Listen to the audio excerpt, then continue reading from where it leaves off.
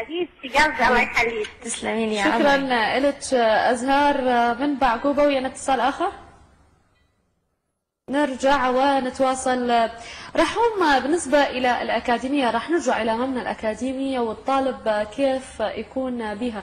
بالنسبة إلى تصرفات الطالب بحيث هو يكون بهذا الاختبار الكبير وهذه التجربة، أنت اختصرتي وقلتي إحنا نسينا أن هناك ملايين يشاهدنا من بعد أسبوع ربما أو أنا بالنسبة لي ما أدري عن غيري، بس أنا واحدة من الناس اللي نسيت إنه أكو كاميرات. طيب برأيك أنه هذا الاختبار ما ربما الإنسان يقدر يعرف مدى ثقته بنفسه، مدى إصراره، مدى تواصله، بحيث هو يعني الأكاديمية هي بمجتمع بحاله؟ أكيد.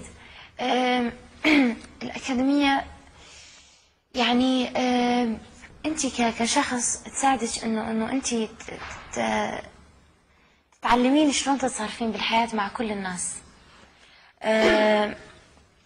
وبعدين الأشياء اللي تعيشيها بالأكاديمية مستحيل تعيشيها برا، مستحيل. يعني لا مع الأشخاص نفسهم هذولا، ولا مع أساتذة كبار مثل الأساتذة اللي إحنا تمرنا وياهم، ولا مع هيك جنسيات عربية. بس خليني أوضح شغلة بليز، أنا بدي أقولها من زمان. أنا كل شيء يزعجني موضوع ويقهرني، وكلش أنزعج بشكل ما تتخيلين. إنه اكو ناس تقول لا اني سوري لازم اصوت لفلان. اني بالنهايه انا اقول انه احنا عرب يا جماعه. يعني اني هيك برامج من ستار اكاديمي سووا ستار اكاديمي، ما حطوا البرنامج بس للبنانيين، أكيد حطوا لكل شخص عربي. اوكي، فاني من دخلت يعني معناتها اني عراقيه واني سوريه واني لبنانيه واني تونسيه واني يعني اني معناتها اني عربيه. اكيد افتخر اني اني عراقيه والحمد لله انه اني عراقيه، بس بالنهايه اني عربيه يا جماعه. اني اريد هذا لازم شيء الناس تفهمه، انه ماكو فرق بين سوري وعراقي ولبناني واردني وخليجي. احنا عرب بالنهايه، احنا مثلنا الوطن العربي. اني من صحيح جنسيتي عراقيه، بس اني من الناس تتفرج علي، يمكن اجانب كانوا يتفرجون، احنا كنا قاعدين نمثل الوطن العربي بتصرفاتنا. صحيح. فاللي فاز عربي، ما فاز سوري. واللي دخل ستار اكاديمي وصل للفاينل وصل عربي، مو لا اردني ولا عراقي. وبعدين لما احنا كمجموعه دخلنا من كل الوطن العربي، صدقيني كل واحد بينا كان جايب من ريحه بلده شيء. كل شيء حلو، كل شيء. كل واحد كان يحكي عن اكلاتهم. يعني انا صرت اعرف شنو الاكلات السوريه، شنو الاكلات التونسيه، شلون التونسي لما يعصب، شلون لما يعصب. ف بس اذا تباوعين بشكل عام كل واحد كله يتشابه، نفس الطعام، نفس يعني تلاقين نفس مثلا نحكي حكي تلاقين اكو نفس الجمل تتشابه. فاحنا واحد. أكيد. يعني هذه الروح شاهدناها، برغم أنه كانت هناك تحدث مرات ربما مشكل صغير ما بيناتكم بالأكاديمية، لكن ترجعون تتراضون كعائلة. وكيف كانت الروح بيناتكم رغم اختلاف اللغات واللهجات عفوا مثل ما ذكرنا. طيب رحمة العراقية، أكثر شيء حبيته أنا كشخصيا برحمة عصبيتها وش بيك؟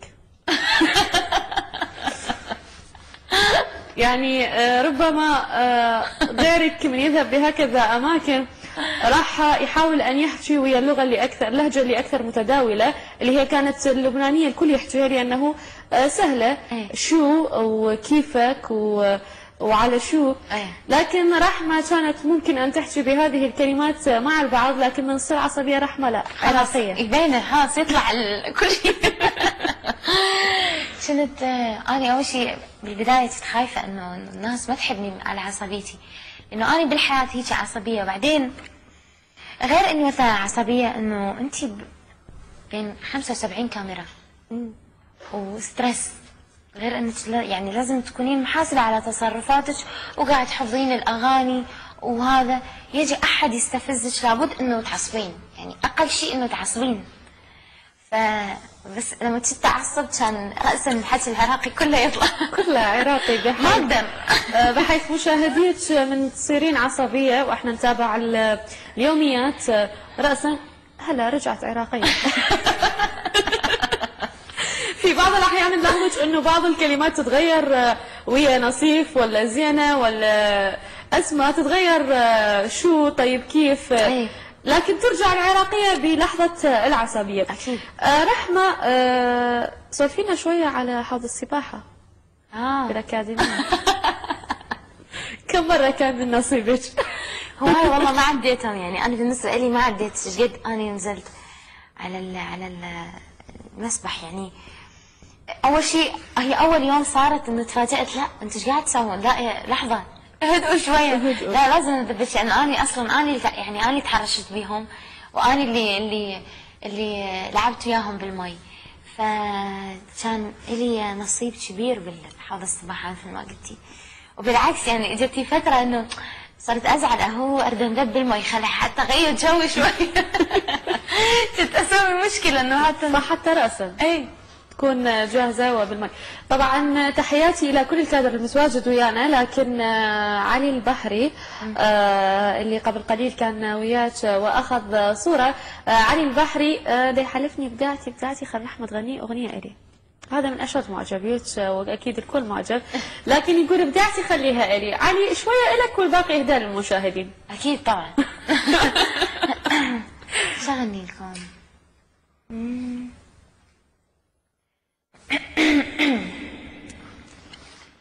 وين انت عن عيني بعدت، وين بيا مكان انت صرت، وين القاك، وين ويمتى، شو صارت اخبارك سكتة، وين انت عن عيني بعدت، وين انت عن عيني بعدت، وين انت عن عيني، وين انت عن عيني بعدت، وين. سوري أنا بس صوتي تعبان والله، صار لي تقريبا 4 أيام ما نايمة، ومن الأكاديمي لهنا. حبيبتي. العفو عليك، تعبتني هواية. علي هاي الأغنية مو عليك وين انت عن عيني رحت. طيب رحمة، هذه الأغنية وين تغنيها؟ أي واحدة وين انت عن عيني بعدت؟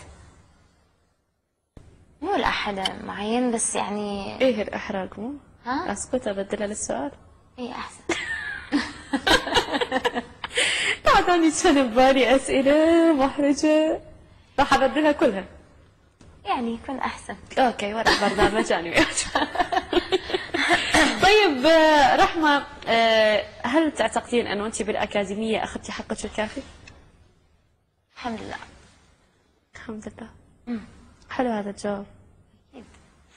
شوفي لو ما أخذت حقي ما كان أخذت محبة هاي العالم كلها أبدا. أكيد هو أنا على فكرة كنت من الناس المدللة بالأكاديمي، خلي يكون بعلمك صح، يمكن ما كنت أبين بالبرايم بالأغاني، بس أنا كنت من أكثر الناس المدللين بالأكاديمي. هاي أقولها على من كل كانوا موجودين من أساتذة وستاف كلهم، كنت أني مدللة بالأكاديمية. أكيد وشاهدنا حب مدام رولا سعد إلك، وكانت دائما تسميك روح الأكاديمية. أكيد. من خلال المزاح والضحك والترفيه. أكيد يعني سويتي جو مو طبيعي بالأكاديمية وجو جدا جميل. راح نقوم حبيبي ناخذ اتصالات ونتواصل. ويانا دانيا من أربيل. لو داليا؟ دانيا ألو صباح الخير. ألو مرحبا. أهلا وسهلا. هلا يا دانيا. هلا رحوم. هلا حبيبتي. رحوم احنا نشد المعجبين إلك، وانت الجمهور اللي في الأرض، وانت وصلتي فاينل وشرفتينا، شرفتي بلدك كله حبيبتي. تسلمين. واستمر بمشوارك الفني وان شاء الله تنجحين تكوني ناجحة ان شاء الله. ورحوم عندي بس سؤال إلك. اي حبيبي. بس راح تسوين حفلة بأربيل لو لا؟ ان شاء الله عندي حفلة يوم 25 بسليمانية وبأربيل وبدهوك. أول حفلة حتكون بسليمانية وثاني حفلة بأربيل. إن شاء الله راح تنزل كل الأخبار والإعلانات. الله نكون حاضرين وتكون الحفلة تخبر. إن شاء الله حبيبتي. شكرا لك داريا. وياي اتصال آخر. ألو صباح الخير.